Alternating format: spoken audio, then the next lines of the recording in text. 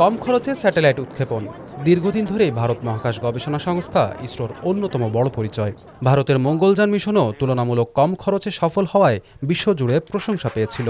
কিন্তু এবার সেই প্রচলিত ধারণাকেই প্রশ্নের মুখে ফেলেছে ইউরোপীয় দুটি শীর্ষস্থানীয় বিশ্ববিদ্যালয়ের নতুন গবেষণা।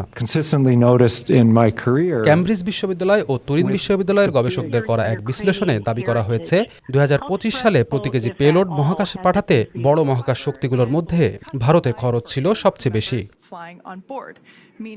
গবেষণা অনুযায়ী ২০২৫ সালে প্রতি কেজি পেলোড উৎক্ষেপণে ভারতের খরচ হয়েছে প্রায় $১০,৩০২ মার্কিন। অন্যদিকে যুক্তরাষ্ট্রের একই পরিমাণ পেলোড মহাকাশে পাঠাতে খরচ হয়েছে প্রায় $৩,২২৫ মার্কিন। অর্থাৎ প্রতি কেজিতে ভারতের খরচ যুক্তরাষ্ট্রের তুলনায় প্রায় ৩ গুণেরও বেশি। শুধু যুক্তরাষ্ট্র নয়, গবেষণায় বলা হয়েছে জাপান, চীন, রাশিয়া এবং ইউরোপের ক্ষেত্রেও প্রতি কেজি পেলোড উৎক্ষেপণের খরচ ভারতের চেয়ে কম, যেখানে বৈশ্বিক গড় খরচ প্রায় $৩,৮৬৮। গবেষকদের ব্যাখ্যা, এর অন্যতম কারণ ভারতের রকেট তুলনামূলক ছোট আকার এবং কম পেলোড বহনের সক্ষমতা।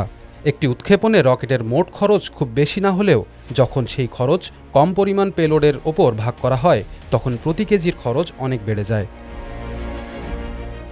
এই জায়গাতেই বড় সুবিধা পাচ্ছে যুক্তরাষ্ট্রের বেসরকারি মহাকাশ প্রতিষ্ঠান স্পেসএক্স। ইলন মাস্কের প্রতিষ্ঠানটি পুনর্ব্যবহারযোগ্য রকেট প্রযুক্তি ব্যবহার করে উৎক্ষেপণ খরচ কমানোর ক্ষেত্রে বড় পরিবর্তন এনেছে। একই রকেটের গুরুত্বপূর্ণ অংশ বারবার ব্যবহার করতে পারায় উৎক্ষেপণের সংখ্যা বাড়ানো এবং খরচ কমানো দুই ক্ষেত্রেই এগিয়ে গেছে স্পেসএক্স। গবেষণায় বলা হয়েছে ২০২৫ সালে স্পেসএক্স একাই ১৬৫টি উৎক্ষেপণ করেছে। বিপরীতে ইসরো তার প্রায় ৫৭ বছরের ইতিহাসে মোট ১০৫টি উৎক্ষেপণ করেছে বলে ওই গবেষণায় উল্লেখ করা হয়েছে। তবে এই গবেষণার সবচেয়ে গুরুত্বপূর্ণ দিক শুধু ভারতের উৎক্ষেপণ ব্যয় নয়, গবেষকরা সতর্ক করেছেন মহাকাশ অর্থনীতিতে স্পেসএক্সের ক্রমবর্ধমান আধিপত্য নিয়েও।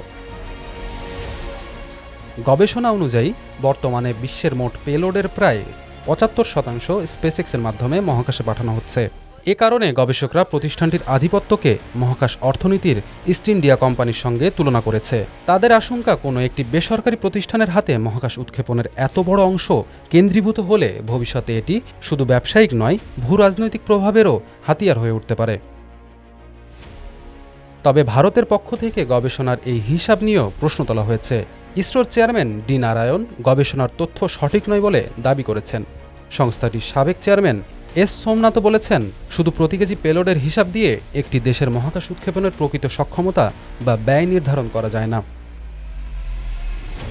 বিশেষজ্ঞদের আরেকটি বড় প্রশ্ন হল, ভারতের মহাকাশ মিশনের প্রকৃত ব্যয়ের হিসাব কতটা স্বচ্ছ। কারণ সরকারি মিশনের ক্ষেত্রে কর্মীদের বেতন, অবকাঠামো, গবেষণা ও উন্নয়ন, বীমা এবং অন্যান্য ব্যয় কিভাবে হিসাবের মধ্যে যুক্ত করা হচ্ছে তা সবসময় একইভাবে প্রকাশ করা হয় না। ফলে নতুন এই গবেষণা ভারত মহাকাশ কর্মসূচির দীর্ঘদিন কম খরচে উৎক্ষেপণ ভাবমূর্তিকে চ্যালেঞ্জ করলেও বিষয়টি নিয়ে বিতর্কের যথেষ্ট জায়গা রয়েছে। শেষ পর্যন্ত মহাকাশ উৎক্ষেপণের খরচ বিচার করতে শুধু প্রতি কেজি পেলোডের হিসাব নয়, বরং রকেটের আকার, পেলোডের পরিমাণ, উৎক্ষেপণের সংখ্যা, পুনর্ব্যবহারযোগ্য প্রযুক্তি এবং প্রযুক্তির অবকাঠামোগত ব্যয় সবকিছু বিবেচনায় নেওয়া প্রয়োজন।